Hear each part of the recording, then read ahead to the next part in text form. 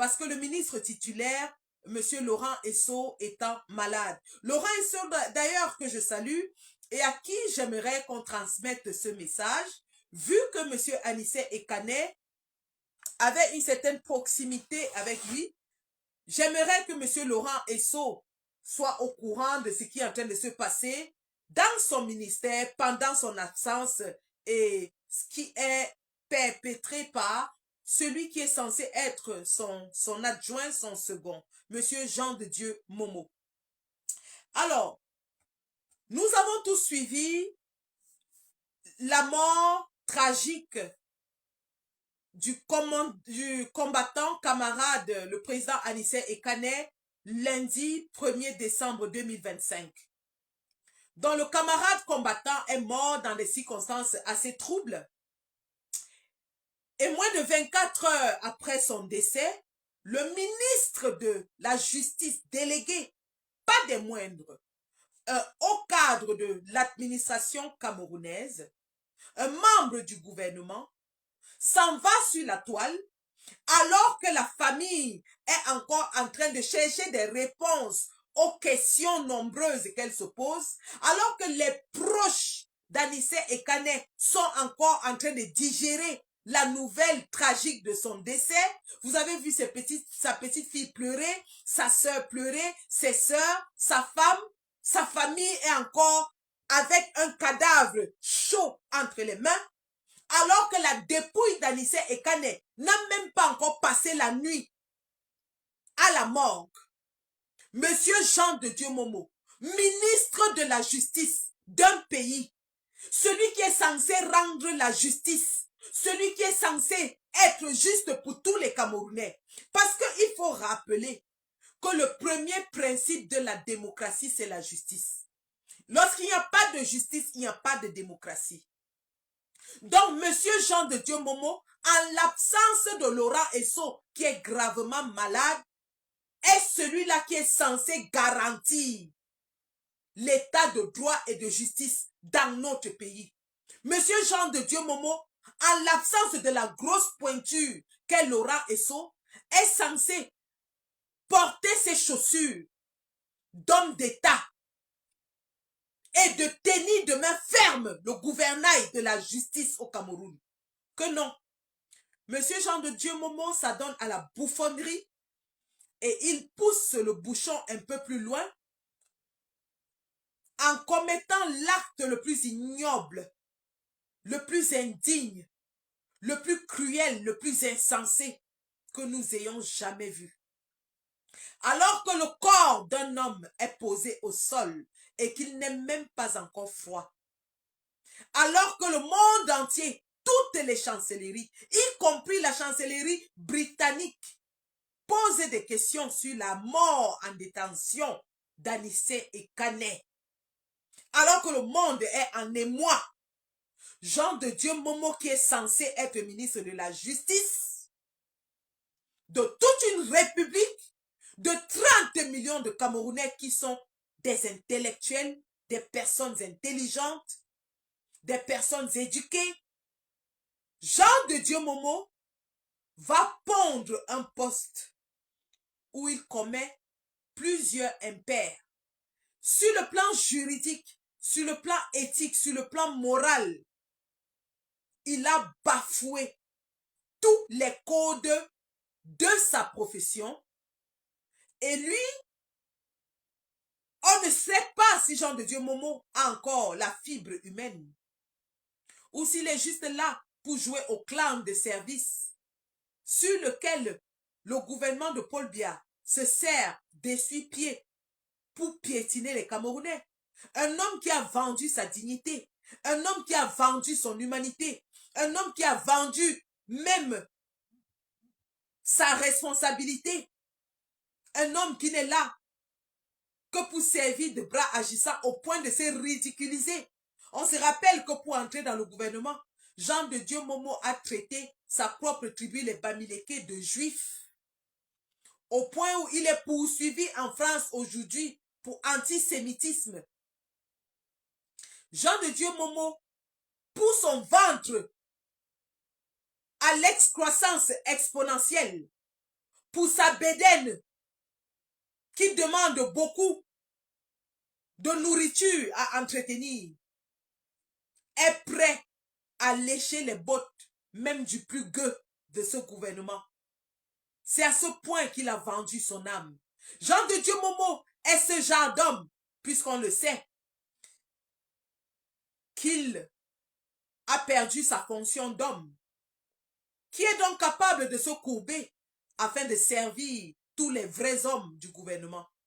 La preuve, aujourd'hui, il parle du bilan de santé d'un homme qui vient à peine de décéder.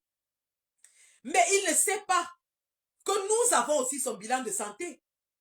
S'il pense qu'il est le seul, du fait de sa position aujourd'hui dans le gouvernement, à pouvoir avoir accès à certaines informations, qu'il sache que son épouse, sa chère et tendre épouse, s'est aussi confiée à quelqu'un sur ses insuffisances sexuelles, sur ses manquements, lui qui n'arrive plus à accomplir le devoir le plus basique de tout homme sur terre.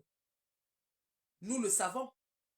Pendant qu'il se courbe donc pour torcher le postérieur d'un homme qui vient de décéder, qu'il sache que son large postérieur est extrêmement exposé et que nous le torchons aussi. Monsieur Jean de Dieu Momo, donc, qui aujourd'hui publie le bilan de santé d'Anissé Ekane, ne sait pas que nous sommes au courant de toutes les marques de Viagra auxquelles il a recours pour essayer de satisfaire la jeune épouse qu'il est allé chercher à Arusha, qui commence déjà à s'impatienter et qui se confie autour d'elle, qu'elle n'en peut plus.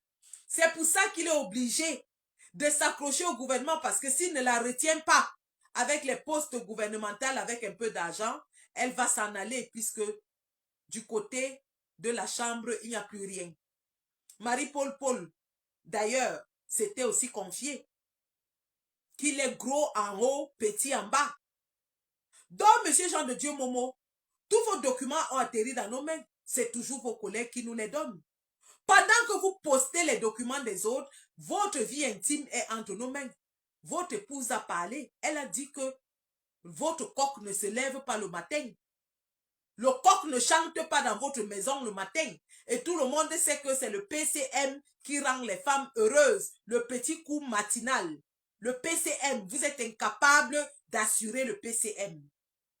Parce que le coq ne se lève plus dans le foyer Momo. Et c'est une condition médicale que tout le monde connaît que vous avez. Tout le monde le sait. Si vous voulez qu'on poste les preuves, nous pouvons le faire. Encore que nous n'avons pas d'obligation administrative ni politique. Nous sommes des activistes, on peut faire ce qu'on veut, dans la limite du légal. Donc, mais ce que vous avez fait en réalité, monsieur Jean de Dieu Momo, vous nous avez confirmé en un post tout ce que nous avons dit en plusieurs lives. Ce que nous avons dit dans le live de l'autre jour, vous l'avez confirmé en un post Facebook. Eh bien, je vais attirer cela à l'attention du peuple camerounais. Si vous allez sur la page de cet individu, au nom aussi loufoque que l'apparence, Fodza Anketonpouk, qui reflète bien le ridicule du personnage, vous allez voir une publication qui date de 16 heures de temps. Le décès de notre ami Anissé Ekane. Alors, il écrit un long texte et il s'en va comme ça.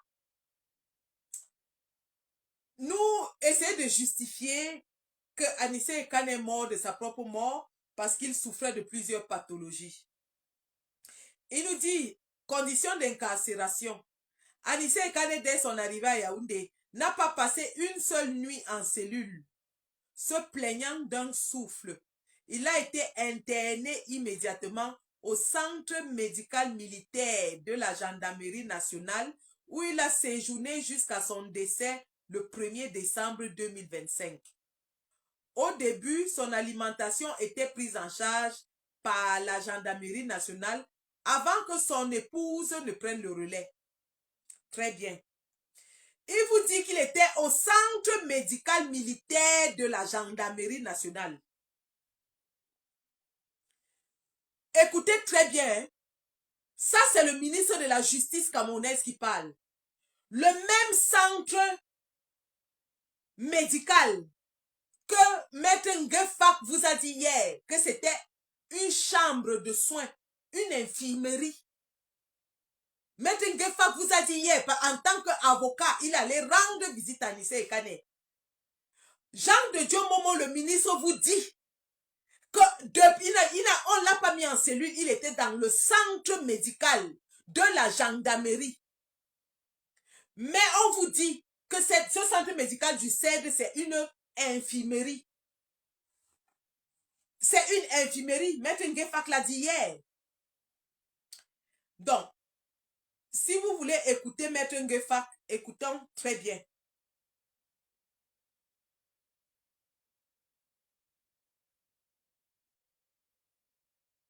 Écoutons Maître Ngefak.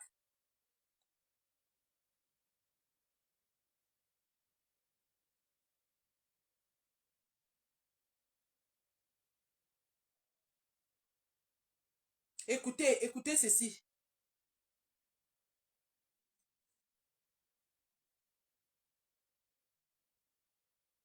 Ces gens-là, ils l'ont assassiné, ils ont prémédité, ils ont réussi leur coup. Pourquoi ils sont pressés? Souvenez-vous, je vous ai dit sur votre plateau que je plains ceux qui, en période électorale, marchandent l'angoisse, la peur et la mort. Cela vous a valu une convocation au Conseil national de la communication. Je souhaite que ce Conseil national de la communication vous adresse une seconde convocation pour vous dire, de vous expliquer sur l'assassinat programmé et médité de M. Ekane Anissé. Je le dis de plus fort parce que j'ai eu 2 enseignants en loi pénale spéciale. Attendez, je vais vous mettre ça sur... Je vais vous mettre ça sur haut-parleur parce que là, ça ne passe pas très bien. Un instant. Le professeur Mukwaché Adolphe. Un instant. Il disait que assassiner, ce n'est pas utiliser le couteau. C'est organiser la mort d'un individu par tous les moyens nécessaires. Dites à monsieur le commissaire du gouvernement s'il a oublié. Il a convoqué, ou bien qu'il a fait déférer devant lui, que Georges Anissé Ekane, et vu son état de santé, il a ordonné un soir faire retour pour lui, envisageant sa mise en liberté. Qu'est-ce qui s'est passé? Pourquoi depuis lors, il ne s'est pas souvenu? Un instant, je vais vous faire écouter ça mieux. Je vais mettre le haut-parleur.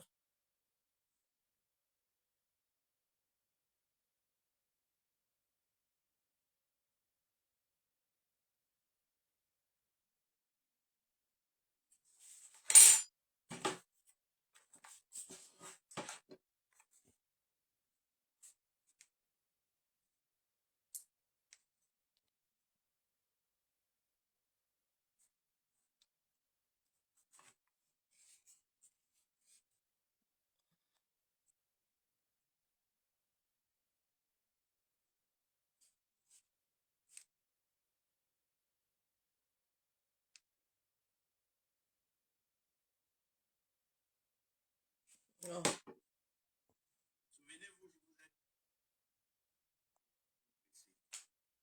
Souvenez-vous, je vous ai dit sur votre plateau que je plains ceux qui, en période électorale, marchandent l'angoisse, la peur et la mort. Cela vous a valu une convocation au Conseil national de la communication. Je souhaite que ce Conseil national de la communication vous adresse une seconde convocation pour vous dire, de vous expliquer sur l'assassinat programmé et médité de M. Ekane Anissé. Je le dis de plus fort parce que j'ai eu 2 enseignants en loi pénale spéciale, feu le professeur Stanislas Melone et le professeur Mimpaché Adolphe. Il disait que assassiner, ce n'est pas utiliser le couteau, c'est organiser la mort d'un individu par tous les moyens nécessaires. Dites à monsieur le commissaire du gouvernement s'il a oublié qu'il a convoqué ou bien qu'il a fait déférer devant lui que Georges Anissé Ekane, et vu son état de santé, il a ordonné un soir faire retour pour lui, envisageant sa mise en liberté. Qu'est-ce qui s'est passé? Pourquoi depuis lors, il ne s'est pas souvenu de son bulletin de santé? Pourquoi ce commissaire de gouvernement est devenu silencieux et muet? Chacun pour sa part. Alors, M. Ekane Anissé est décédé. Ce n'est pas le plus important pour l'État. Le plus important pour l'État, c'est de savoir pourquoi est-ce qu'il a été interné depuis le 24 octobre au CED. Voilà ce que l'État doit rechercher. L'État doit dire au peuple, je l'ai gardé depuis le 24 octobre dans cette petite cellule au CED parce que je lui reproche ceci. Le peuple doit d'abord savoir. On ne doit pas passer le principal au subsidiaire. On ne doit pas inverser les rôles. Il faut que ce soit clair. Monsieur le commissaire.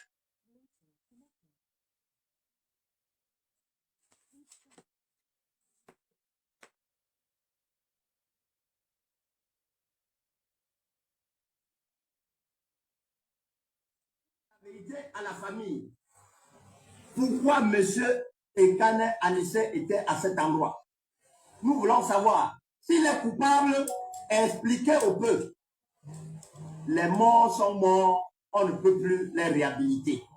Mais le peuple a envie de savoir la vraie vérité de son incarcération. J'espère que ça ne va pas masquer la détention du professeur Abba Oyono, de M. Dekam Tchameni. Ça ne doit pas masquer. Il faut que l'essentiel soit sûr. Dites d'abord la vérité sur le premier procès. La famille prendra sur elle de savoir si ça vaut la peine d'additionner les douleurs. Pour l'heure, trop c'est trop. Pour l'heure, trop c'est trop. Monsieur Ekane Anissé est décédé, a été assassiné et l'assassinat a été programmé. J'explique. Le procureur, le commissaire du gouvernement l'a fait retourner au CED parce que le dossier médical n'était pas bon. Il est écrit dans son dossier médical. C'est un patient dépendant de son extracteur d'oxygène. J'ai la chance d'avoir sur ce plateau mon grand frère Sim. J'ai fait le déplacement sur Yaoundé moi-même pour vérifier, en tant que patron de mon collectif, pour vérifier. Dieu seul connaît le trajet. Et je loue encore ses contacts parce que lui, il a un carnet d'adresse fort. Si c'était par moi-même, je n'aurais jamais rencontré le défunt. Après toutes ces heures, nous avons réussi à le rencontrer. Mais un peuple qui m'a écouté, je n'ai pas pu tenir 5 minutes dans cette chambre. Je ne tenais plus parce que je le voyais mourir. Est-ce que vous entendez, Maître Ngefak? Anissé Ekane était dans une chambre au CED.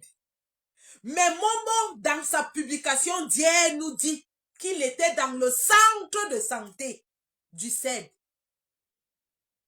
J'aimerais que Monsieur Jean de Dieu Momo prenne les caméras de la CIA TV et qu'il aille nous filmer le fameux centre de santé où Anissé Ekane a reçu des soins appropriés au CED.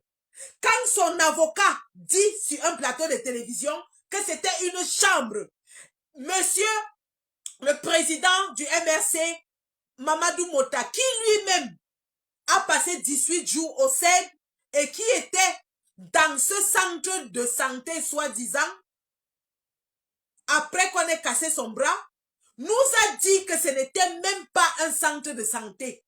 C'est une salle de soins. Ils ont pris quelqu'un dont le dossier médical, à l'arrivée, dit qu'il dépendait d'un extracteur d'oxygène pour nous dire qu'il a reçu des soins adéquats. Est-ce que vous entendez Maître Nguefa? Que Maître Nguefa lui-même ne pouvait pas tenir dans cette chambre. Jean de Dieu Momo nous donne les éléments. Est-ce que vous pouvez imaginer dans une chambre de moins de 4 mètres carrés, les toilettes ouvertes, sans oxygène? Moins de 4 mètres carrés, les toilettes ouvertes, sans oxygène. Voilà là où ils ont gardé Anissé Ekane pendant 1 mois jusqu'à ce qu'il meure. Et ils nous disent qu'il était dans un hôpital et il avait des soins. Voilà l'endroit où ils ont gardé quelqu'un qui à l'arrivée, la respiration dépendait d'un appareil. Ils confisquent son appareil et ils vont le mettre dans une chambre de 4 mètres carrés sans oxygène avec les toilettes ouvertes. Écoutons très bien. Oxygène. J'ai fait le déplacement sur Yaoundé moi-même pour vérifier, en tant que patron de mon collectif, pour vérifier. Dieu seul connaît le trajet. Et je loue encore ses contacts parce que lui, il a un carnet d'adresse fort. Si c'était pas moi-même, je n'aurais jamais rencontré le défunt. Après toutes ces heures, nous avons réussi à le rencontrer. Mais un peuple qui m'a écouté, je n'ai pas pu tenir 5 minutes dans cette chambre. Je ne tenais plus parce que je le voyais mourir. Est-ce que vous pouvez imaginer dans une chambre de moins de 4 mètres carrés, les toilettes ouvertes, sans oxygène, 2 individus sont à ses côtés, avec des talkie-walkie qui émettent chaque minute des vibrations, des sons que lui, le défunt, ne peut pas supporter. Manque d'oxygène. Il ne peut pas causer ni avec sa femme, encore moins avec ses avocats. Or, la présence de ces 2 individus, comme quoi ils sont ses gardiens. Du 24 octobre au 15 novembre, où nous faisons l'amiable, on passe de la famille au conseil, des conseils aux amis, des connaissances aux relations, pour lui permettre qu'il obtienne son extracteur d'oxygène. Silence. Où se trouve exactement cet extracteur? Figurez-vous qu'il a été séquestré au groupement de gendarmerie de Douala. La preuve est là. Allez là-bas le matin. Vous allez voir sa voiture qui est garée, séquestrée. Quand on met sous séquestre un bien, on fait l'inventaire du contenu. Cet extracteur d'oxygène a été abandonné dans cette voiture hermétiquement fermée. Un objet qui doit être maintenu dans un climat bien spécial, dans une chambre bien gardée. On l'a abandonné à l'air libre, sous cette chaleur. Alors, maître Mélie et moi, nous avons fait le déplacement au groupement de gendarmerie de Douala pour aller supplier le commandant, le supplier en camerounais de nous remettre cet extracteur. Ce grand monsieur de ses grades a eu pour seule réponse de dire à ses gentils secrétaires dépassés qu'il nous recevra un autre jour sans fixer le rendez-vous. Je suppose que Ekane Anissé en ce moment était un animal où personne ne se souciait de sa santé. Nous avons patienté 2 jours, nous sommes revenus à sa demande, même conduite. Il a fallu la réaction écrite de mon confrère Mélie pour dénoncer cette forfaiture, ce crime organisé, pour que le Landerneau se branle. Malgré tout, je suis reparti le 24 à la demande de ce chef de groupement. J'ai passé toute la journée avant le lundi pour m'entendre dire à la présence d'une de ses secrétaires qui avait pitié de moi, qui a sorti son téléphone pour appeler ce colonel, d'où je ne sais, il m'a laissé entendre que l'extracteur est déjà à Yaoundé. C'était le temps pour eux de forcer quelques sbires qui ne s'y connaissaient pas pour venir obliger le défunt à décharger un appareil gâté. Dites-moi que ce n'est pas l'assassinat organisé. Dites-moi que ce n'est pas programmé. Qu'est-ce que vous voulez vérifier? Moi, je prends le communiqué du ministre de la Communication. Dites-moi. Il dit que le défunt était dans un hôpital concentré, organisé. Mais j'ai honte. J'ai honte de savoir qu'il est suivi par les Camerounais qui sont des médecins. Et il sait de quoi je parle. Cette chambre ne mérite pas le niveau. Une chambre. Des CMA. C'est-à-dire les hôpitaux qu'on rencontre dans chaque fin fond du village. Sans soin. Ce n'est même pas le niveau de la garnison. Il ne faut même pas essayer de comparer. Une chambre. Dans cette chambre, il y avait, au vu des yeux, un appareil d'oxygène incompatible pour le défunt Ekane Anissé. Très bien. Qu'est-ce que je vous ai dit hier dans ma vidéo? Je vous ai dit hier dans ma vidéo que un extracteur de gaz carbonique n'en vaut pas un autre. Ils ne peuvent pas garder l'appareil d'Anissé Ekane à Douala et dire que oui, il avait des soins et il y avait un autre appareil à l'hôpital qu'il a utilisé. Voilà que Maître Ngefa vous dit que ce n'était même pas approprié à ses soins. On l'a gardé dans une chambre. Donc, Jean de Dieu Momo nous donne tous les... En réalité, Jean de Dieu Momo vient d'exposer le régime. En plus de cela, avant même d'exposer le régime, je vais vous dire ce que l'affaire Anissé Ekane est en train de nous révéler. Le ministre de la Communication, René Sadi, est passé chez Angie Forbin. Il a lavé les mains, il a fait du ponce pilatisme, il a lavé les mains. Il a dit ceci: je suis ministre de la Communication. Non, il a dit je suis porte-parole du gouvernement et non ministre de l'administration territoriale. Je ne suis ni en charge de la police, ni en charge de la gendarmerie. Qu'est-ce que ça veut dire? Ça veut dire que René Sadi est en train de dire que l'arrestation d'Anissé Ekane, le gouvernement n'était pas au courant. Parce que si le gouvernement était au courant, lui en tant que porte-parole du gouvernement devait communiquer là-dessus.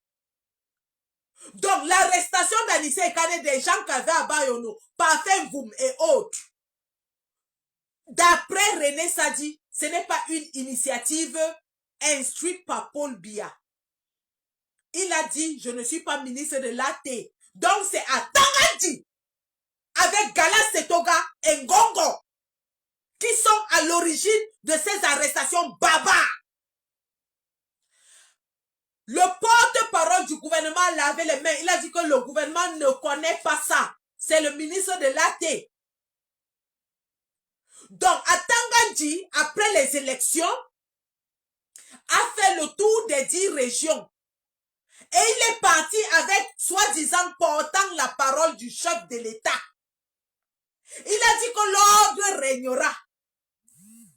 À Tangandji va nous dire de quel chef d'État qu'il parle et dont il porte le message. De quel chef d'État lui l'a envoyé arrêter les opposants alors que son porte-parole dit que lui n'est pas au courant de ça.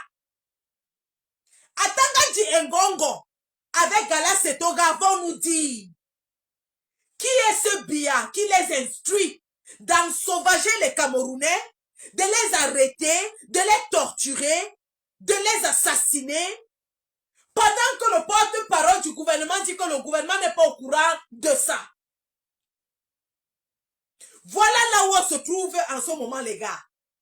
Je vous avais dit ici que si on ne s'unit pas contre Ngongo, parce que la campagne là, c'était la campagne de Ngongo.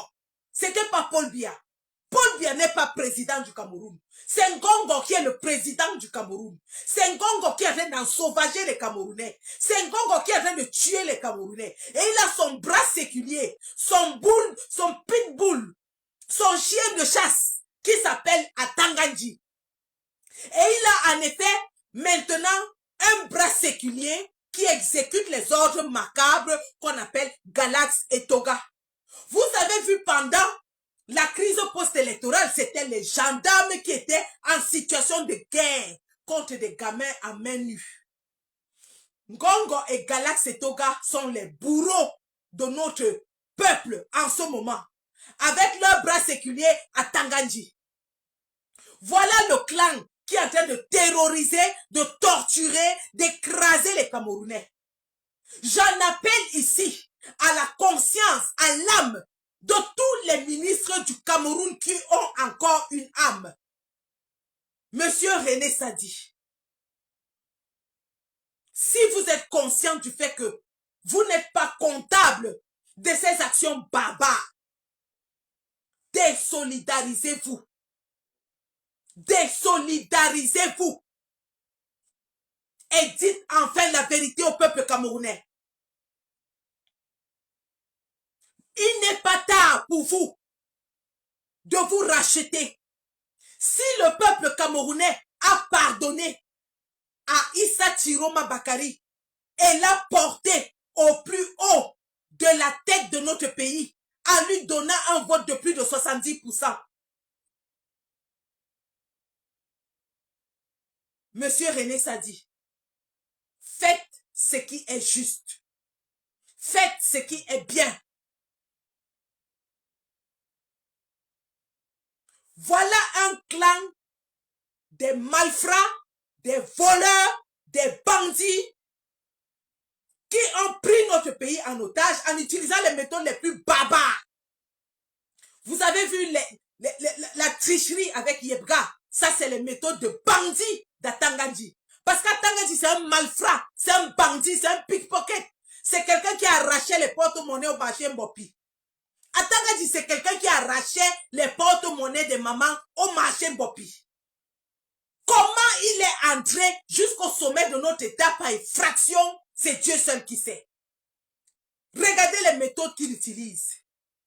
Et Jean de Dieu Momo, je reviens à lui, ce bouffon, ce paltoquet, ce palmipède, cet homme difforme, sans aucune virilité ni masculinité, au sens propre comme au sens figuré, cet homme est masculin, cet homme cassé du derrière, qui a déjà le bassin aussi élargi que celui d'une femme enceinte, du fait qu'il serve aujourd'hui de femmes justement à ces malfrats, cet homme efféminé, à la bouche serpentine, à l'apparence aussi dégoûtante que sa pensée, cet homme nauséabond, qui ne peut inspirer du désir à aucune femme, cet homme répugnant, qui aujourd'hui utilise justement son postérieur rebondi, nous dit que Anissé Ekane était dans un centre de santé. Voilà la vérité qui est sortie, que c'est une chambre de 4 mètres carrés avec les toilettes ouvertes et sans oxygène. Et donc, c'est un crime. Pourquoi? Parce que lorsque Anissé Ekane arrive, après qu'on l'ait kidnappé de Douala, eux tous ils savent qu'il est gravement malade et qu'il est dépendant d'une machine à oxygène. Aujourd'hui, il défile sur les plateaux de télévision pour dire qu'il payait les soins à Anissé Ekane. Donc, s'il payait les soins à Anissé Ekane, ils savent très bien qu'il était dépendant d'une machine. Qu'est-ce qui justifie donc qu'on mette un homme de 74 ans qui a toutes les pathologies décrites dans le poste de Fodza Ketompouk dans une chambre de 4 mètres carrés sans oxygène? Qu'est-ce qui justifie cela? Pas pour une nuit, pas pour 2 nuits, mais pour plus d'un mois. Du 24 octobre jusqu'au 1er décembre quand il est décédé. 1 mois et 1 semaine minimum. Un homme qui dépendait d'une machine. Qu'est-ce qui justifie qu'on le mette là-bas? Et le lendemain, ils veulent découper son corps. Pourquoi vous découpez son corps? Pour quelle autopsie? Pour prouver quoi? Qu'il est mort de quoi? Où était sa machine respiratoire? Voilà la question à laquelle vous devez répondre. Au lieu de découper le corps d'Anissé Ekane en l'absence de sa femme, en l'absence de ses enfants, en l'absence de ses avocats, parce que vous allez juste trouver qu'il est mort d'arrêt cardiaque. Mais qu'est-ce qui a causé l'arrêt cardiaque? Où était sa machine? Où était son appareil? Pourquoi vous n'avez pas eu l'urgence de lui ramener son appareil pendant plus de 35 jours qu'il était entre vos mains, 38 jours qu'il a passé entre vos mains? Vous avez privé un homme qui dépendait d'oxygène, d'une machine d'oxygénation, de sa machine pendant 38 jours, pour venir maintenant découper et dépecer son corps le lendemain de sa mort? Et Fodza Ketompouk, qui est censé être ministre de la Justice, vient étaler donc tous les... C'est-à-dire qu'il n'y a jamais de crime parfait. Il n'y a pas de crime parfait. Et c'est Fodza Ketompouk qui vient nous montrer donc comment ça s'est fait. Il a eu la bonne idée de faire un post hier qui détaille tout. Mais surtout, qui nous donne tous les indices. Tous les indices qu'on cherchait. Faisant que ton pour nous les a donnés. Je reviens sur son poste.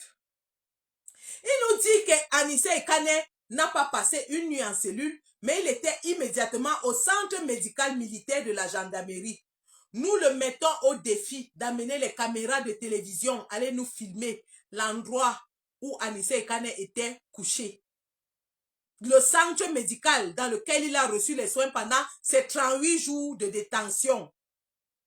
Parce que ses avocats disent que c'était une chambre de 4 mètres carrés sans oxygène avec les toilettes ouvertes. Qui nous montre ça? On voit. Si ce niveau d'hospitalisation était adapté aux besoins du patient.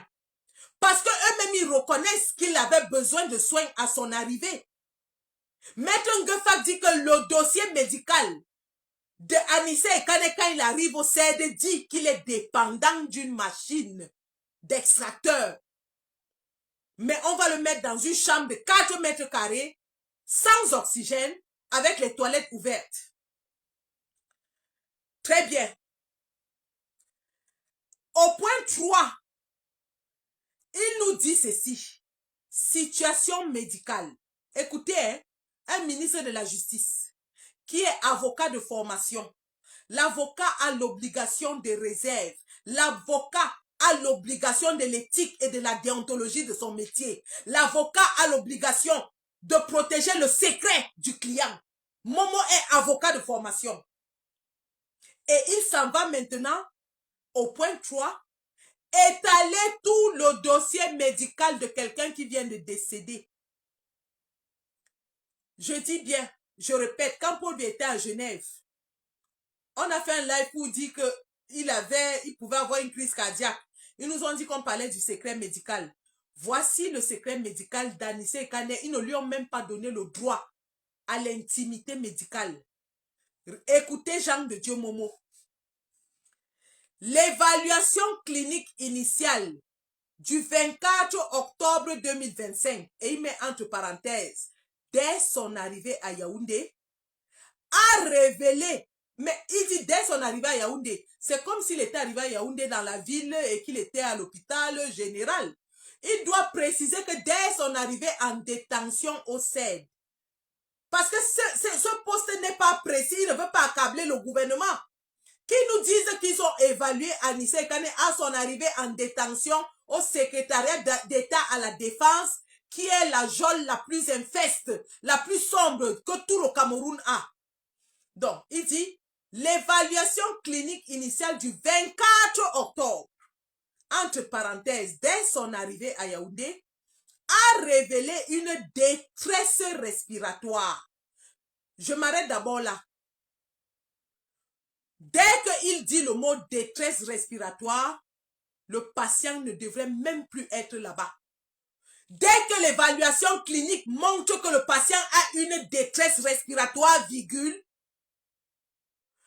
les processus médicaux voudraient qu'il soit immédiatement évacué dans un centre de santé où cette détresse respiratoire serait prise en charge de façon adéquate. Parce qu'on nous enseigne en médecine, au besoin de me répéter, et ça c'est ma 3e vidéo là-dessus, que la première chose qu'on protège chez un être humain, c'est sa respiration. Vous êtes déclaré cliniquement mort à partir du moment où vous ne respirez plus et votre cœur ne bat plus. Même si votre cerveau fonctionne encore, à partir du moment où vous n'avez plus le souffle et que le cœur s'arrête, vous êtes déclaré cliniquement mort. Or, le cœur s'arrête de battre dès que le souffle, quelques minutes après que le souffle s'arrête, le cœur aussi va s'arrêter. C'est pour cela que dans notre formation, dès que quelqu'un ne respire plus, on commence immédiatement la ressuscitation pulmono-cardiaque. Est-ce que vous comprenez ce que je dis? La respiration est directement liée au cœur. Dès qu'un patient ne respire plus, la première chose que nous protégeons chez le patient, c'est sa respiration. C'est pour ça que quand quelqu'un tombe évanoui, comme on dit, trivialement au Cameroun, ou alors lorsque quelqu'un est dans le coma ou dans un état d'inconscience, on le met dans une position, on appelle ça en anglais recovery position, position de sécurité où on ouvre ses voies respiratoires. La première chose qu'on protège chez un être humain, c'est la respiration. Donc, Anissé Ekane arrive au CED et on constate qu'il a une détresse respiratoire. Et ça, c'est Jean de Dieu Momo lui-même qui le dit. Ils ont constaté qu'il avait une détresse respiratoire. Et ils donnent donc la cause de cette détresse respiratoire.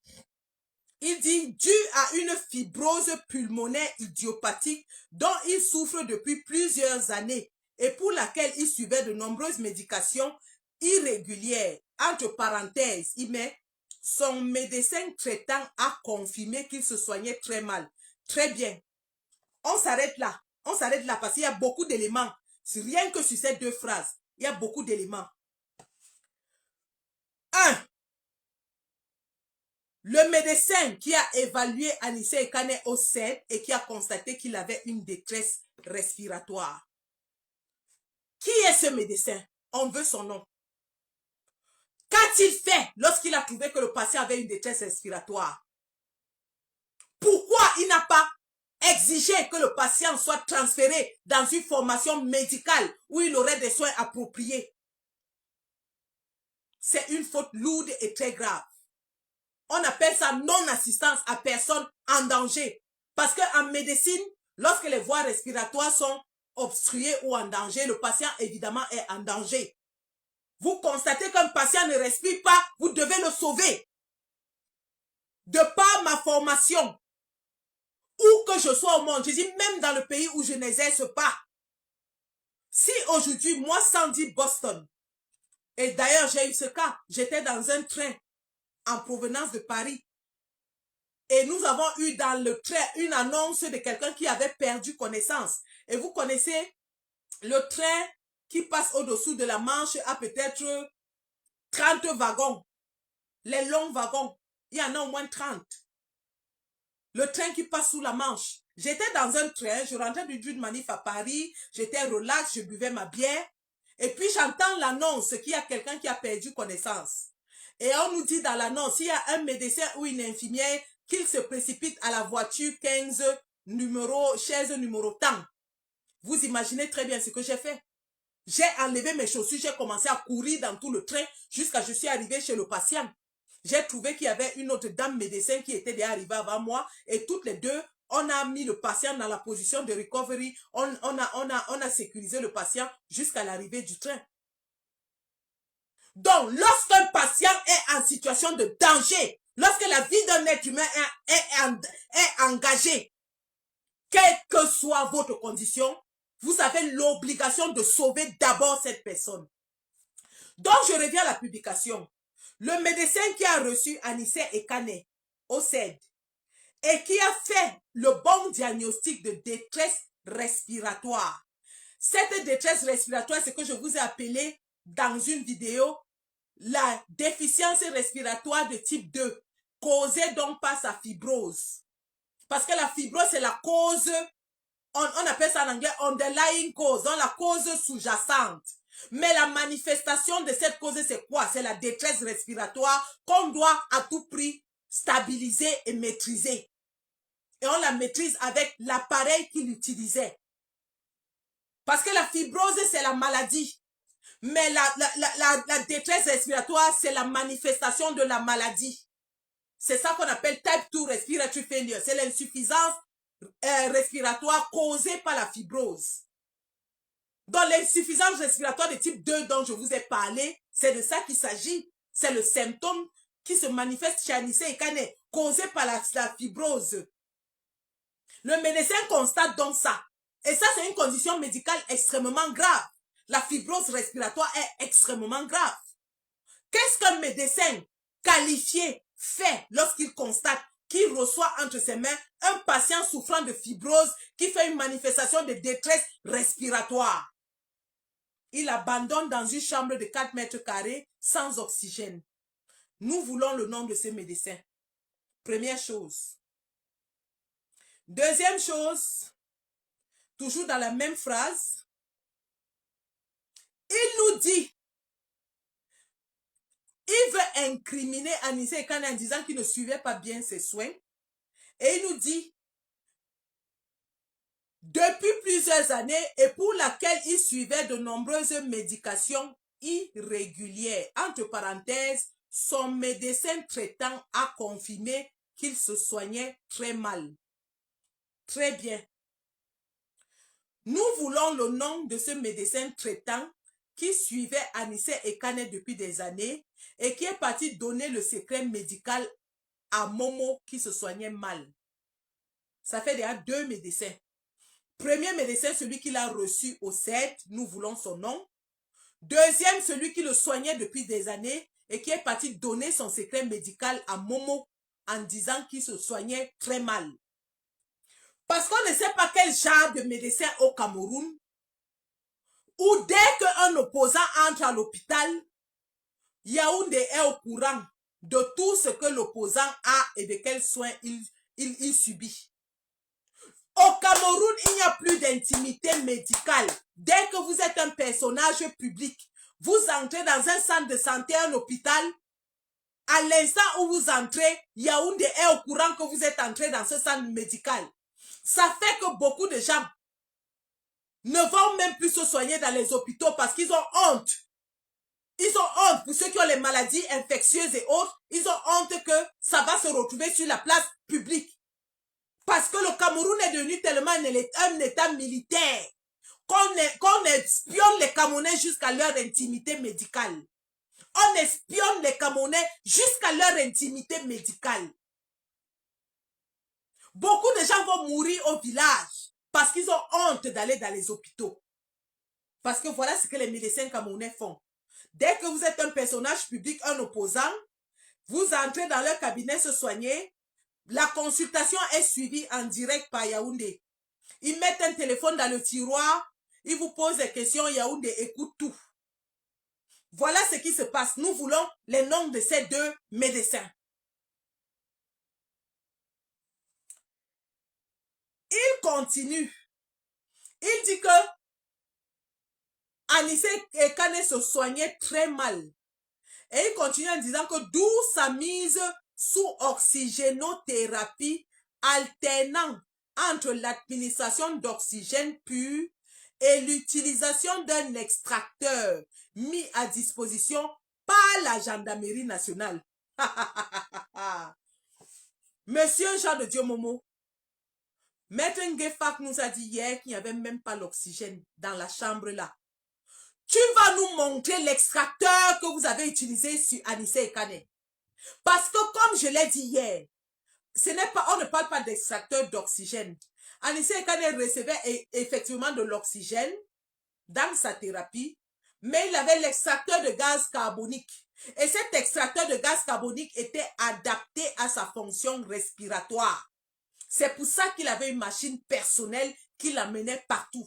Parce qu'un physiologiste respiratoire avait examiné le patient, avait adapté une machine à ses besoins. Allez nous montrer l'extracteur que vous avez mis à sa disposition à la gendarmerie. Adama, on peut mentir comme ça. Montrez-nous une seule gendarmerie. Il n'y a même pas d'oxygène dans les hôpitaux au Cameroun. Et à la gendarmerie, vous aurez un extracteur. Tout un extracteur. On vous a dit hier d'Equinox que l'appareil d'Anissé Ekane avait été importé parce que ce n'est même pas disponible au Cameroun. Mais Jean de Dieu Momo vous dit dans son poste que, comme par hasard, une gendarmerie qui n'a jamais reçu de patient avec fibrose pulmonaire avait un extracteur. Dans l'hôpital général, les grands hôpitaux de référence, il n'y en a pas. Mais à la gendarmerie, il vous dit qu'il y avait. Dans une chambre de 4 mètres, il vous dit qu'il y avait. On peut mentir comme ça.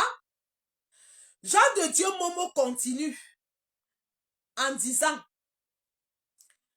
après des plaintes de difficultés lors de la miction, la concertation avec son neurologue qui le suivait à l'hôpital La Quintini de Douala, et il met entre parenthèses, irrégulièrement du fait de l'indisponibilité du patient, a entraîné des explorations complémentaires faites dans les centres de référence de Yaoundé, entre parenthèses, Centre Pasteur, Laboratoire Prima, tous évoquant un cancer de la prostate. Diagnostic confirmé par l'examen anatomopathologique de la biopsie prostatique. Très bien, très bien. Jean de Dieu Momo nous informe que Anissé Ekane avait des difficultés à faire pipi. Et que pour ça, donc, ils l'ont amené, ils ont d'abord appelé son urologue à la Kentini, qui leur a confirmé qu'il se soignait mal parce qu'il ne venait même pas aux soins. Et donc, eux, ils l'ont amené faire les biopsies et les tests au Centre Pasteur et au laboratoire Prima. Et ces tests ont confirmé qu'il avait un cancer de la prostate. Très bien. Le but de cette information, c'est pourquoi? C'est pour nous dire que Anissé Ekane était d'ailleurs même très malade et que donc s'il est mort, c'est parce qu'il avait trop de choses qui se passaient dans son corps. Sauf que ce que Jean de Dieu Momo oublie, c'est qu'une fois qu'il a mis cette information dehors, il aggrave le cas du CED. Il aggrave le cas du gouvernement. Parce qu'au départ, on s'est dit que le patient n'a qu'une seule maladie, qui est sa maladie respiratoire. Mais il nous dit que pendant qu'il est au CED, eux-mêmes ils découvrent qu'il souffre du cancer de la prostate. Donc, en plus de sa difficulté respiratoire, le patient, on découvre qu'il fait un cancer. Qu'est-ce qu'un malade de cancer fait au CED? Qu'est-ce qu'un malade de cancer de la prostate fait dans une chambre du gouvernement pendant un mois? Vous avez découvert qu'en plus de la maladie respiratoire, Anissé Ekane souffrait du cancer. Vous gardez un malade de cancer là-bas, pourquoi? Pourquoi vous ne l'avez pas mené dans un hôpital? Pourquoi vous ne l'avez pas envoyé voir un cancérologue? Pourquoi? Pourquoi vous avez gardé un homme qui déjà avait du mal à respirer sans oxygène et vous découvrez qu'il avait un cancer et vous le gardez encore là-bas? J'espère que les organismes... Alors, j'invite les avocats, s'il vous plaît, faisons déjà très rapidement une capture d'écran de ce post. Allez sur la page Fodza Nketompu, faites une capture d'écran de ce post et nous allons taguer tous les organismes de droits de l'homme, de la santé, les organismes de droit international. Ils vont nous expliquer comment ils découvrent que quelqu'un souffre de cancer et ils le gardent dans une salle infeste pendant 38 jours. C'est Fodza Nketompu qui nous dit que le CED a découvert que Anissé Ekane souffrait aussi du cancer. Qu'est-ce qu'il faisait encore dans vos cellules?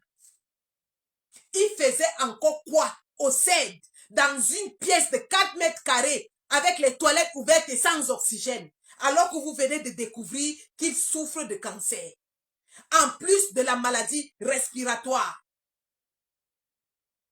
Ça, c'est un fait extrêmement grave, un fait extrêmement accablant.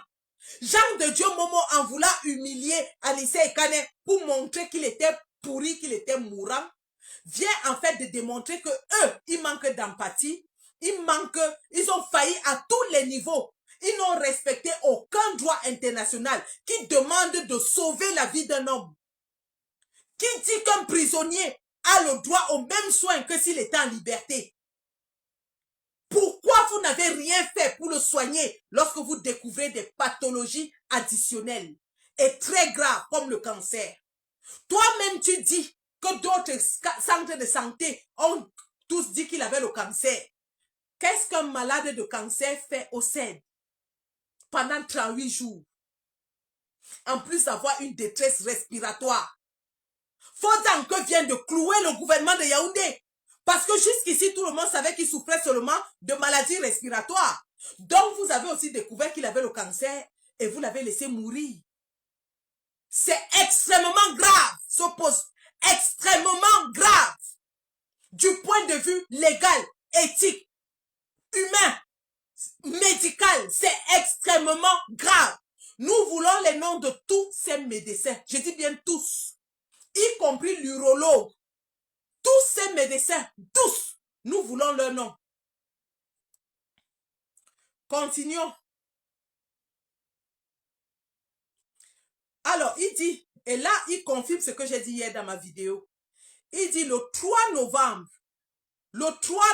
2025, il a présenté des œdèmes des membres inférieurs. Rappelons que les œdèmes des membres inférieurs sont un des premiers signes cliniques d'une défaillance cardiaque. J'invite le professeur Aimé Boni, cardiologue, éminent professeur cardiologue, à faire cette émission avec moi. Je suis infirmière spécialiste en respiratoire. Il est médecin spécialiste en cardiologie. Et les deux spécialités se rencontrent à tous les niveaux. Donc, j'invite le professeur Aimé Boni à venir démontrer comment une insuffisance pulmonaire induit systématiquement une insuffisance cardiaque. Donc, le 3 novembre 2025, ça veut dire qu'il était déjà en détention parce qu'on l'a pris le 24 octobre. Ça faisait une semaine qu'il l'avait déjà passé entre leurs mains sans oxygène et sans extracteur. Rappelons-le, parce que quand il met les dates, il ne sait pas que derrière les dates, il y a les faits médicaux.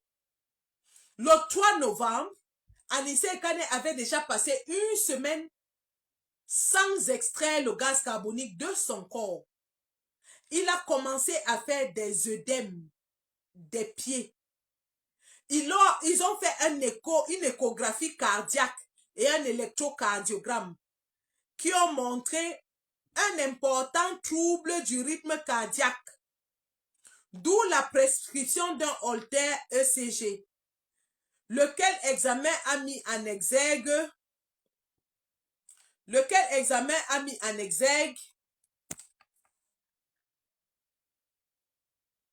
la présence de très nombreuses extrasystoles superventriculaires avec une hyperexcitabilité ventriculaire et une perte de la bradycardie physiologique nocturne. Une médication appropriée lui a été prescrite à cet effet. C'est un crime. Ce que je viens de lire là, c'est un crime. Ce que je viens de vous lire là, c'est un crime. Déjà, Momo n'est pas médecin. Donc, tout ce qu'il vient d'écrire là, c'est le médecin qui a donné. Premièrement, tout ce langage médical là a été donné par un médecin et c'est criminel, de un. Sur le plan de l'éthique, c'est criminel de donner le diagnostic et le traitement de quelqu'un qui vient de décéder sans le consentement ni du patient, ni de la personne de confiance. C'est un crime.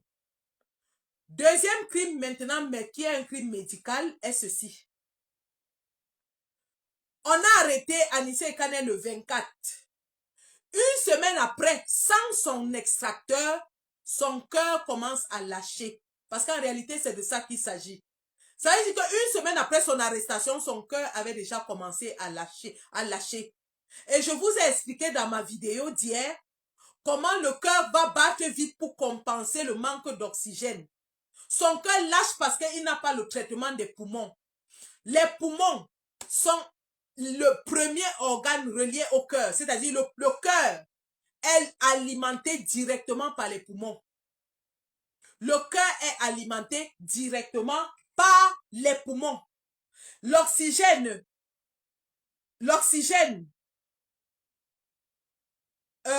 l'artère pulmonaire transporte le sang du cœur vers les poumons. Et ce cœur est riche en dioxyde de carbone. L'artère pulmonaire transporte, et c'est le seul endroit dans le corps humain où l'artère transporte le sang déoxygéné. Donc l'artère pulmonaire prend le sang dans le cœur et met dans le poumon directement. Le poumon nettoie le sang et renvoie dans le cœur pour que le cœur le distribue aux organes.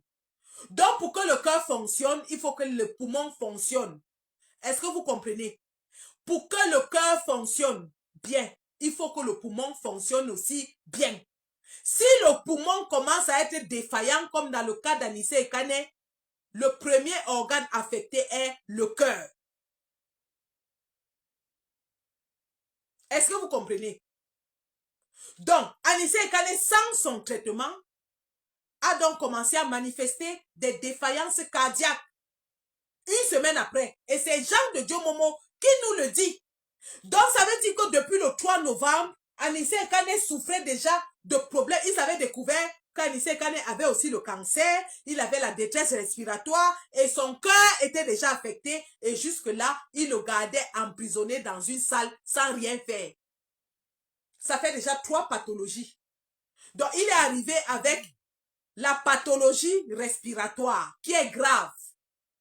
Eux-mêmes, ils découvrent une pathologie de cancer. Et ils développent entre leurs mains une pathologie cardiaque. Tous ces 3-là, cumulés, sont extrêmement graves et ils ne font rien. Il dit qu'ils lui ont fait les examens qui ont confirmé qu'il souffrait de systole et de tout ça. Et qu'ils lui ont donné une médication. Le médicament qu'on va donner pour contrôler le cœur d'Anissé Ekane ne va pas le soigner. Pourquoi? Parce que le cœur répond à la défaillance pulmonaire. La défaillance pulmonaire qui elle-même s'aggrave parce qu'il n'a pas sa machine. Donc on ne peut pas soigner les effets et laisser les causes. Voilà comment ces gens ont dirigé le Cameroun. Ils créent une centrale électrique sans prévoir le transport de l'électricité. On vous dit que Memvele a coûté des milliers de milliards. On a fini de construire, on a inauguré en grande pompe. Mais l'électricité ne va pas vers les populations parce qu'en construisant le centre, ils n'avaient pas prévu le transport de l'électricité. C'est la même chose qu'ils ont fait sur Ekane. Anissé souffre de maladies cardiaques qu'il développe entre leurs mains. Au lieu de chercher à savoir pourquoi il développe la maladie cardiaque, eux, ils traitent la maladie cardiaque en laissant la cause de la maladie cardiaque. Comment on peut fermer une fenêtre, un trou et ouvrir la fenêtre? Comment on peut fermer un trou et laisser la fenêtre ouverte? Parce que la cause de la maladie cardiaque, c'est la défaillance pulmonaire, qui elle-même s'est aggravée parce qu'il n'avait pas sa machine. Et au lieu de... Parce qu'il suffisait qu'on lui remette sa machine, et même le cœur allait revenir à la fonction normale. Le cœur s'est affolé parce que les poumons ne marchaient plus. Il suffisait qu'on lui remette sa machine pour que son cœur revienne au rythme normal. Mais non, on a laissé sans machine, le cœur s'est emballé, on a dit qu'on a donné des médications pour soigner le cœur, alors que la cause de la maladie du cœur n'est pas soignée. C'est extrêmement grave ce que Fodza Nketompu nous révèle dans son poste. Je dis bien, j'aimerais que les organisations des droits de l'homme, les organisations médicales, se saisissent de ce poste parce qu'il est très incriminant pour le gouvernement du Cameroun. Monsieur Jean de Dieu Momo vient d'exposer le crime qu'ils ont commis sur Anissé Ekane dans son poste. Il nous confirme qu'Anissé Ekane, ils ont découvert beaucoup de choses et ils n'ont rien fait. Il nous confirme qu'Anissé Ekane, sa situation s'est aggravée entre leurs mains et ils n'ont rien fait. Ils n'ont rien fait. C'est ce que ce poste nous confirme. Et pour couronner le tout, il vient exposer le passé médical de quelqu'un qui vient de mourir sans son consentement, ni le consentement de sa famille. Mais Dieu merci, il l'a fait. Parce qu'il nous donne des éléments. Il nous donne des éléments. Il dit, son état, bien que préoccupant, au regard de ses pathologies chroniques. Mais non, monsieur Fodza Nketompu, ces pathologies, de toutes ces pathologies, il n'y a que sa pathologie respiratoire qui était chronique. La pathologie cardiaque est aiguë parce qu'elle est créée par vous. C'est une nouvelle pathologie qui développe entre vos mains. Ce n'est pas une pathologie chronique.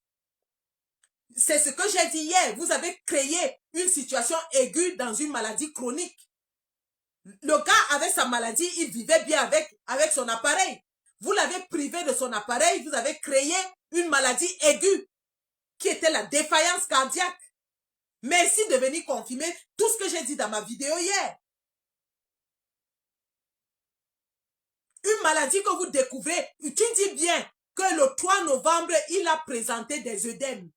Donc, il n'avait pas ces œdèmes avant. Il a présenté ses œdèmes le 3 novembre, après une semaine de détention. Donc, quelque chose qui est nouveau n'est pas chronique. Vous avez créé une nouvelle maladie en le privant de son oxygène. C'est ça qui est la vérité. Vous avez créé une maladie, une phase aiguë dans une maladie chronique. Merci de confirmer mon expertise d'hier. Il dit qu'il était stable avant son décès soudain. Mon ami, quelqu'un qui a tout ce que tu viens de nous citer là, et le cancer, et la défaillance respiratoire nécessitant un extracteur, et la défaillance cardiaque ne peut pas être stable. Je suis désolé.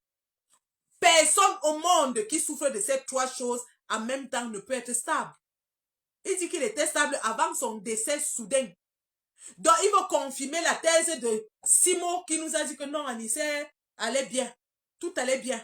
Après un mois de détention sans un extracteur de gaz carbonique dont il dépendait. Vous nous dites que le patient allait bien. Mais dans le même poste, tu nous dis que le 3 novembre, il a commencé à faire des défaillances cardiaques. Incroyable. Donc, en réalité, le gouvernement de Paul Biya a tué cet homme.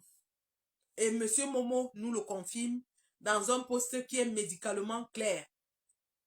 Au-delà de l'aspect criminel volontaire, de l'homicide volontaire que nous avons vu, il y a maintenant un autre crime qui s'ajoute, qui est l'exposition du secret médical du patient, diagnostic, examen, médecin à l'appui, date. Il nous donne les dates, les lieux, les examens, les résultats. Ça, c'est ce qu'on appelle violer le secret médical. Il a violé le secret médical de quelqu'un qui est mort moins de 24 heures.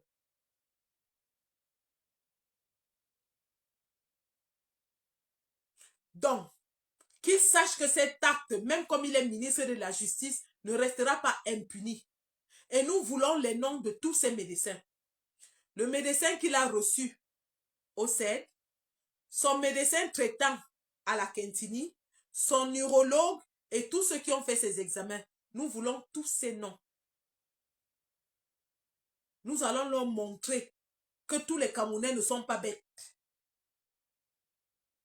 Nous allons leur montrer que tous les Camerounais ne sont pas bêtes. S'ils sont médecins au Cameroun, nous sommes infirmières et médecins en Europe. Et ça va se jouer au sol.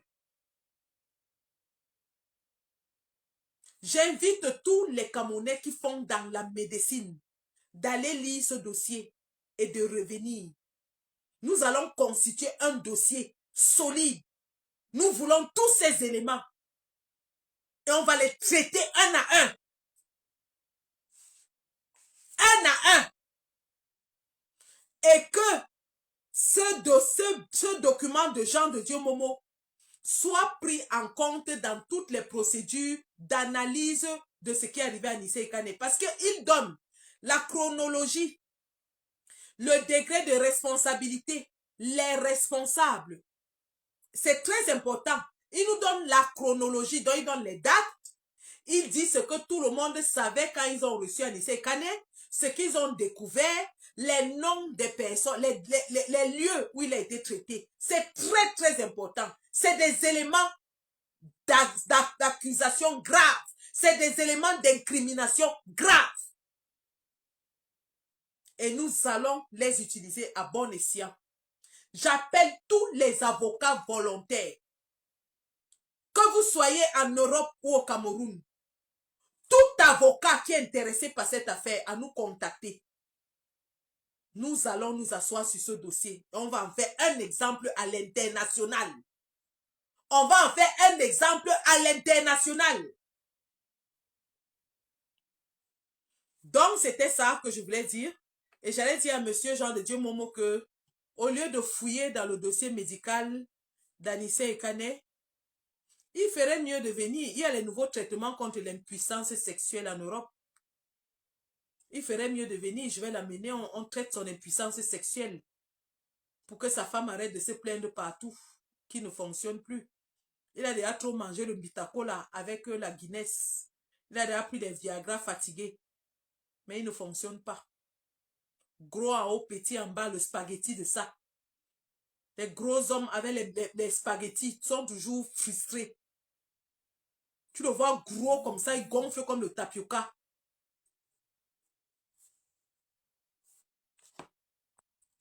Alors que c'est le ver de terre qui est en bas.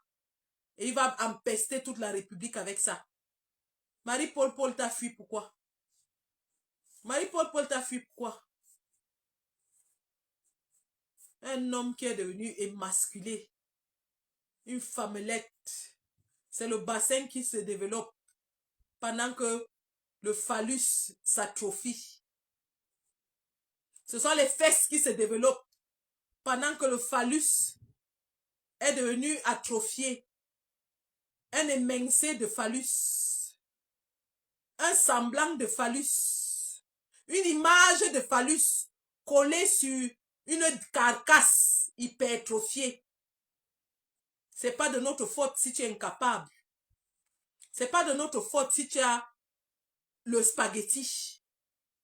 C'est pas de notre faute si tu es incapable de satisfaire une femme.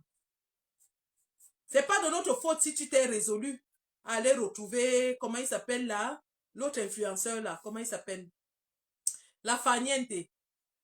Ben, tu es obligé de faire comme ça parce que devant, il ne reste plus qu'une image. Mais c'est le postérieur qui s'est développé. Malheureusement pour toi, tu es devenu la femmelette de tous les ministres, obligé de te courber pour maintenir ton poste. Tellement tu t'es courbé que le phallus est devenu atrophié. Ton épouse pleure partout. Ce sont les chauffeurs et les boys qui font le travail à ta place. Tu viens nous empester la vie. Tu es un homme, toi. Tu n'es que l'image d'un homme. Tu n'es plus un homme, toi. Tu es le dessin animé d'un homme. Tu n'es plus un homme. Un homme, c'est celui qui arrête une femme. Quand il arrête une femme, après 15 minutes, elle sent comment son corps vibre. Elle dit, yes, j'ai trouvé garçon. Mais toi là, les pleurs de ça, tu es parti chercher la fille d'autrui dans son pays. Tu la flattes maintenant avec les postes à la mairie. La pauvre, elle va faire comment? Si tu quittes ministre, elle te quitte. C'est pour ça que tu es obligé de faire ce que tu fais. Dès que tu quittes ministre, elle-même elle te quitte parce que tu n'as rien qui peut la retenir. Rien dans le pantalon, rien en bas. Le spaghetti de ça. Le ver de terre de ça. Le ventre a tout pris. Le ventre a tout pris. Obligé de te courber. Tu vas faire comment? Tu es devenue la femme d'Atanganji. La femme de Ngongo. Celui qu'on concasse partout. À défaut de concasser les femmes, tu te fais concasser. Tu vas encore prendre ton pied où? Pauvre petit individu misérable. Tu n'es qu'une charogne. Une pourriture. Vraiment quelqu'un. Impossible comme ça là. Va dire. J'ai dit que ta femme a dit que tu ne fais plus. Et tu connais à qui elle avait dit. Et c'est arrivé dans mes oreilles. Ta femme est partie pleurer que tu ne fais plus. Tu ne peux plus faire. Tu es impuissant. Tu es impuissant. Les hommes de ton âge épousent les filles de 20 ans. Toi, tu es là avec ton large ventre comme la calebasse. Avec ton ventre comme la coque de la pirogue. Rempli de déchets, d'excréments. Tellement tu manges comme un bouffon. Mangeologue. C'est à cause d'Anissé Ekane que tu peux pas gnoxer un individu frustré comme ça là. Frustré. J'ai dit que tu as le spaghetti. C'est ce que j'ai dit. Tu as le ver de terre. C'est confirmé. Ta femme a dit, tu as le ver de terre. On te voit gros comme ça, gonflé comme le pompé. Gonflé comme le pompé. Alors que c'est le ver de terre qui est là-bas. Oh, j'ai 2 femmes. Les femmes qui jouent dehors, obligées d'aller jouer à l'extérieur. Alors que le championnat se joue à domicile. Obligées de faire comme ça, elles sont obligées de se battre. Seulement remplir ton ventre avec le tarot. En dehors de ton large ventre comme la coque de la pirogue, là, tu as encore quoi?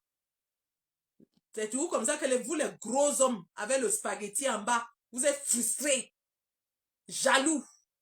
Tu as vu papa Anissé? Même en 74 ans, il avait les pectoraux, les pecs. Maman, le goût de ça. Quand on a les pecs. Hey! Quand on a le bec, le goût de ça. Hey! Un homme ventru mamelu. Un homme ventru mamelu. Tes mamelles sont plus larges que celles d'une femelle en gestation. Un homme ventru mamelu. C'est lui qui ose parler. Tu n'as pas honte? Tu peux enlever ton habit devant les gens, on te regarde. Tu as vu papa Anissé? Le père, c'était un bon pain croustillant, même à 74 ans. Un bon pain croustillant. Garçon debout, beau gosse même d'abord. Beau gosse. Le père là me draguait, j'acceptais. Il était d'abord beau. Il avait le bec. Tu as vu qu'on a enlevé sa chemise au cèdre. Le pâté avec le bec. Moi, j'ai regardé la poitrine du père et que le père, tu as encore un bon pain, hein? Tu as un bon pain. Tu as encore un bon pain bien croustillant. Pain chocolat même. Le bon goût. Le bon goût. Pas un homme ventru mamelu. Un homme dont les seins sont plus larges que les miens. Incroyable ça. Hé, hey, dégage, tu es qui? Fous le camp. Fous le camp. Un homme fessu mamelu ventru.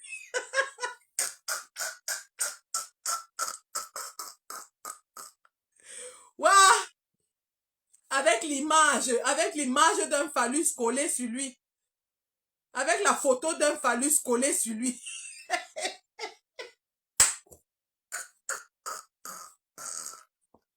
C'est lui qui osait venir parler. Tu étais jaloux, tu dis qu'il était ton ami, tu étais jaloux de lui. Parce que si c'était ton ami, tu ne devais pas écrire ce que tu as écrit là. Toi, en tant que ministre de la Justice, tu ne devais pas. Tu étais jaloux de lui. Tu étais tout simplement jaloux. C'était un papa qui avait du charisme, qui avait de l'éloquence, qui avait de la prestance. Un bel homme en plus. Et que si le père là me voyait, me dit, moi j'acceptais. Ah, ouais, si vous m'ignorez, je prenais. Le gars avait le bec. Il avait le bec. Hein? Alors, tu as un gars qui a les pectoraux. Un beau gosse. Un beau gosse. Un fonzan que ton pouc aussi ridicule, laid comme ton oncle. Ton oncle sonne comme le tarot pilé. Toi-même, tu regardes, tu ressembles au tarot pilé. Incroyable ça. Prenez, pardon, faites des captures d'écran de son poste là, on va s'en servir. C'est ce que je voulais vous dire ce matin. Merci à Momo de nous avoir donné des éléments à charge. Comme dans ton langage juridique, ce sont des éléments à charge. Merci de nous avoir donné des éléments à charge contre le gouvernement. Merci. Donc, en fait, c'était ça. On va se retrouver plus tard s'il y a quelque chose. Tout ce qui se passe là, c'est du pipeau. Les vraies choses, c'est devant. Et quand on va faire les vraies choses, on va pas... Tout ce que vous voyez à Tanganji fait là, oh, ils ont encerclé le Maniden, c'est du bruit, il n'y a encore rien. Il n'y a encore rien. Les vraies choses arrivent. Ne vous inquiétez même pas. Incroyable. Allez, je vous laisse les gars. Merci.